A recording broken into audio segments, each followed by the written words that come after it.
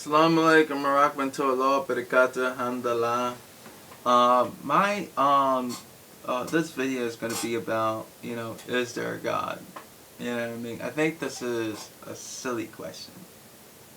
If you guys don't study science, then yeah, you're gonna probably not believe,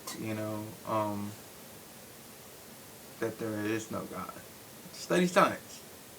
See how perfect everything is. No way.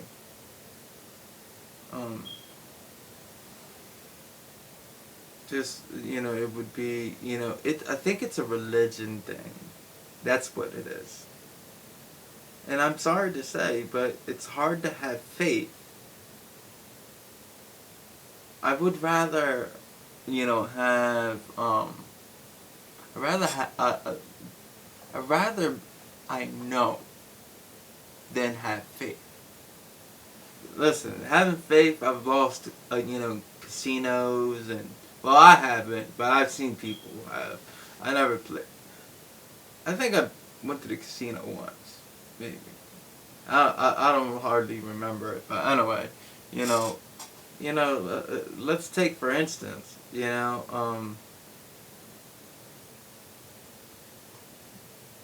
let's take hell as a burning building, right?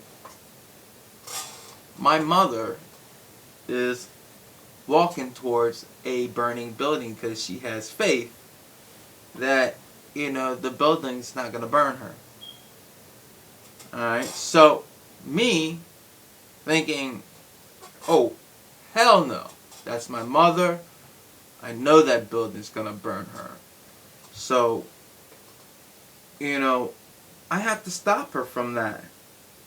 See, I don't have faith. I know that building's going to burn her. So, why would I let my own mother burn in a building because she has faith?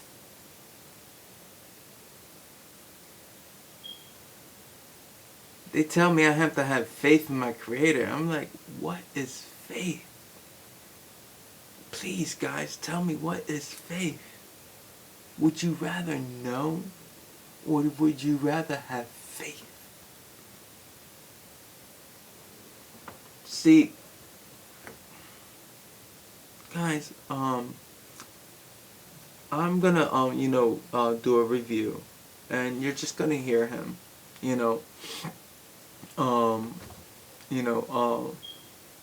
it's somebody that, I bumped into, and, I like what he said, so, just, hear, what he said, and, yep.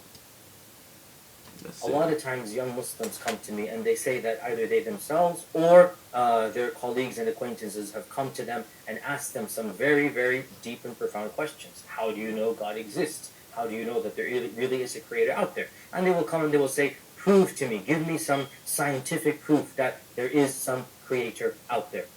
From an Islamic perspective, we can flip the question around and say that, in fact, what type of proof do you need other than each and every proof out there? So from the Islamic perspective and paradigm, the proofs for the existence of a creator are so numerous that to begin to enumerate them is in fact nonsensical. And this leads us to a very interesting point, and that is that the same information can be digested and understood differently depending on the paradigm, depending on the lenses that you wear, depending on the tools and utensils that you have. So the one who sees will look at things in a manner that the one who cannot see cannot look at, because he has the benefit of eyesight. So there's something called the fitra, there's something called the purity of the soul, the conscience, there's something called basically the spiritual DNA that Allah created each and every human being upon. When that fitra is pure, when the person is sincere, then the fact of the matter is that fitra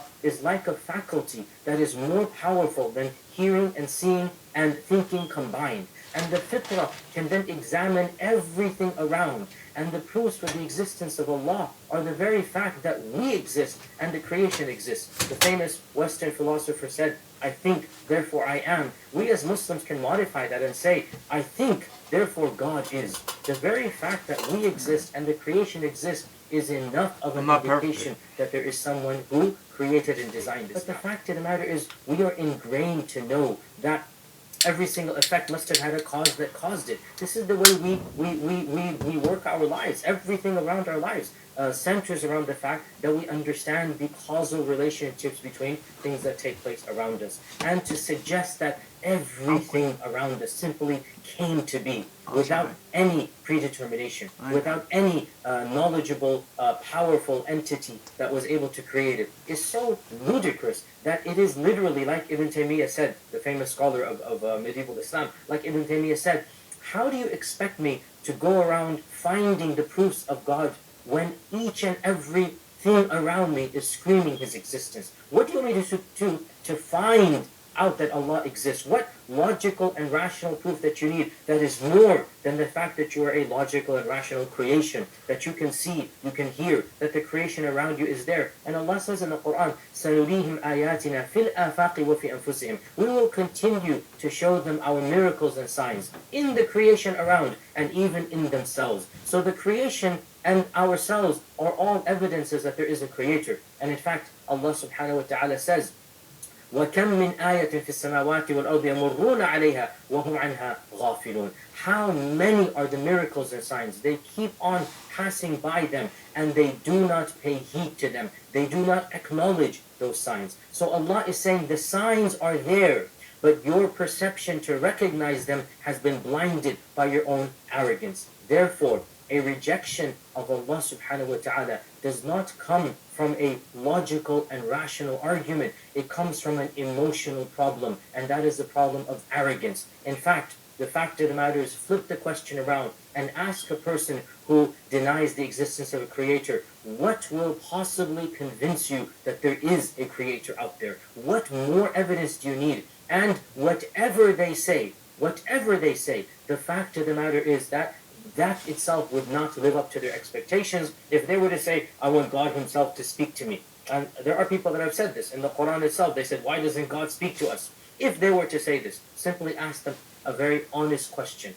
If you genuinely heard a voice and a noise came out and said, I am God, believe in me, would you, O atheist, actually believe in a higher entity? Or would you simply say, well, I must be delusional, I must be hearing voices? And this is exactly what the Quran says. That Allah says in the Quran, these people that are asking for miracles, وَلَوْ فَتَحْنَا عَلَيْهِمْ بَابًا مِنَ السَّمَاءِ فَظَلُّوا فِيهِ يَعْرُجُونَ. If we were to open up a door from the heavens and they would rise in front of us and they could see the heavens, what would they say? لَقَالُوا إِنَّمَا سُكِّرَتْ أَبْصَارُنَا بَلْ نَحْنُ قَوْمٌ مَسْحُورُونَ. They would say that our eyes have been bedazzled by witchery and sorcery and magic. Rather, you have cast a spell over us. In other words, any evidence that they think they want, if they were to have been presented with it, they would reject that evidence. In the end of the day, the evidence is everywhere. It's the internal perception. Do you recognize that the beauty around you, that the creation around you, that life itself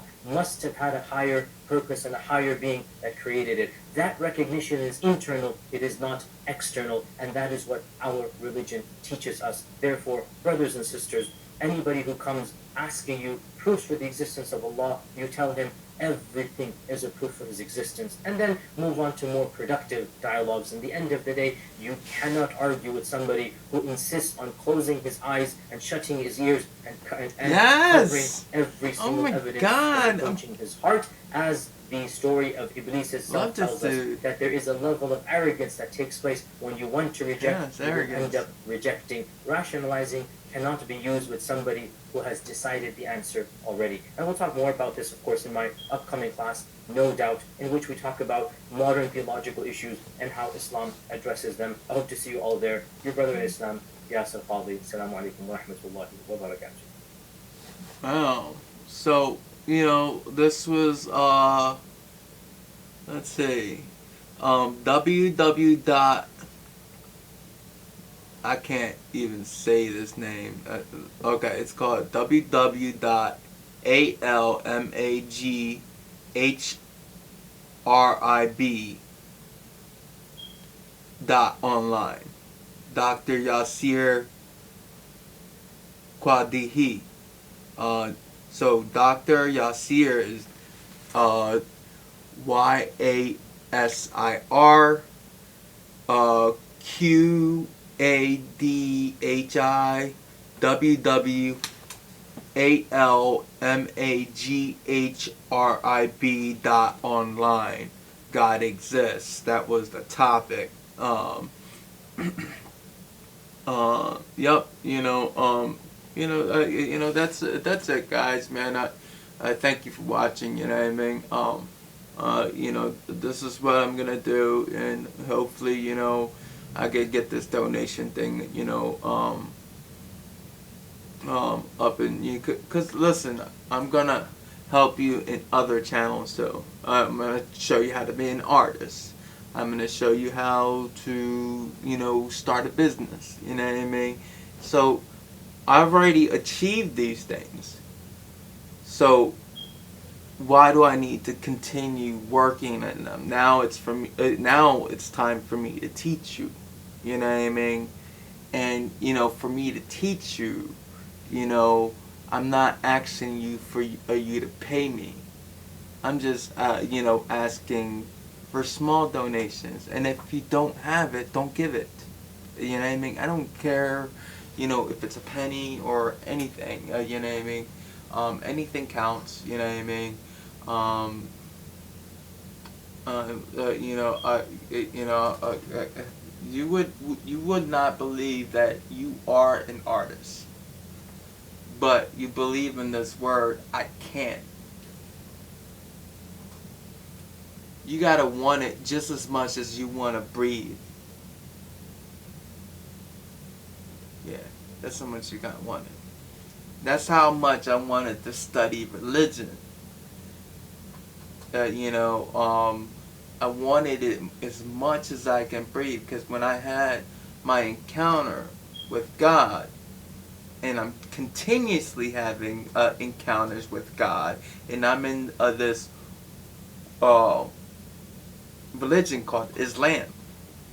It's not a different God. It's not a moon God. It's the God. You know what I mean? In Arabic, we just call him Allah. That's it. I don't see the misconceptions. You know, I don't know, but anyway, man, thank you for watching the video. Hit the subscribe button, ring the bell for all times. Don't miss a video, because guess what? I'm gonna be introducing some other channels where you can benefit online. Cause you can start a business, for yourself. Everything I teach is for the 99%. And it could be for the 1%. You know what I mean? 99% of the world is poor. You know what I mean? So, um, and it's like,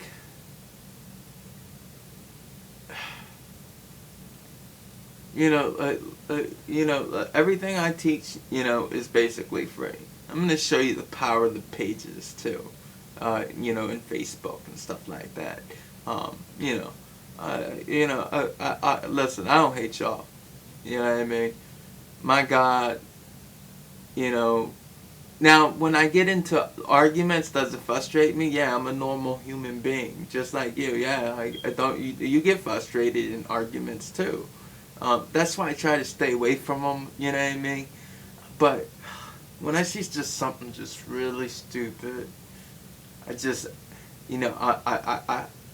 I'm called into it. So anyway.